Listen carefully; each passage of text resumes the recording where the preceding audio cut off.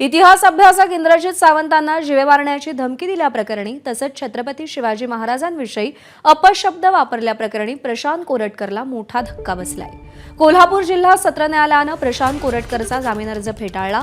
मात्र आता तो कुठे आहे, त्याला कधी अटक होणार असे प्रश्न उपस्थित होत आहेत। कारण याआधी प्रशांत कोरटकरला आणण्यासाठी नागपूरला गेलेलं कोल्हापूर पोलिसांचं पथक रिकाम्या हाती परत आलं होतं।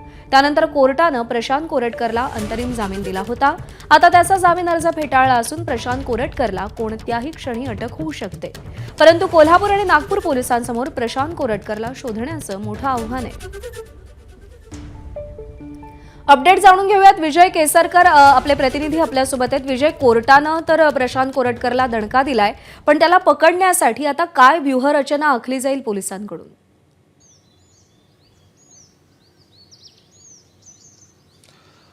प्रज्ञा अगदी बरोबर आहे। कोर्टानं या ठिकाणी प्रशांत कोरटकरला दणका दिलेला आहे। मात्र पोलीस या प्रशांत कोरटकरचा शोध घेतात का हे पाहणं खूप महत्त्वाचं असणार आहे। कारण प्रशांत कोरटकरने याआधीच त्यांचा जो मोबाईल आहे तो जमा केलेला आहे, सिम कार्ड आहे ते जमा केलेलं आहे। मग कोणत्या माध्यमातून पोलीस हे प्रशांत कोरटकरपर्यंत पोहोचतात हे पाहणं खूप महत्त्वाचं असणार आहे। कारण याआधी आपण बघितलं की कोल्हापूर पोलिसांचं एक पथक नागपूरला गेलं होतं, मात्र तो घरातून आहे तो तिथून पसार झाला।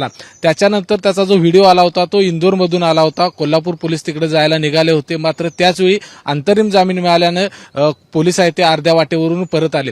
आता नागपूर पोलीस आणि कोल्हापूर पोलीस या दोघांच्या समोर आव्हान असणार आहे की प्रशांत कोरटकरला लवकरात लवकर कशा पद्धतीने अटक करता येईल। कारण प्रशांत कोरटकर हा या जामिनासाठी हायकोर्टामध्ये जाणार हे नक्की आहे।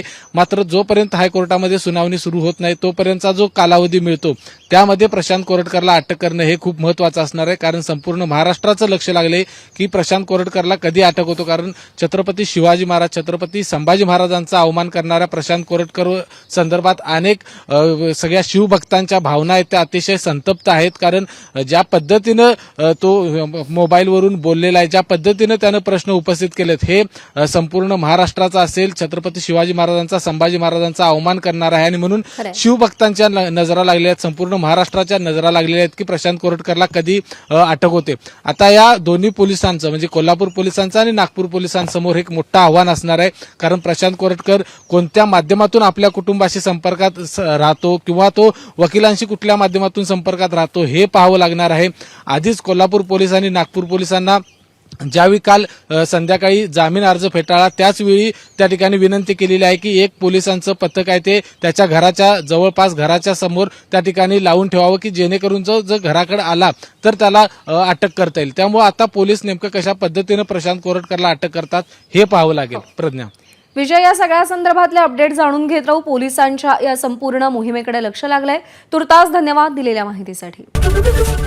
एबीपी माझा, उघडा डोळे बघा नीट।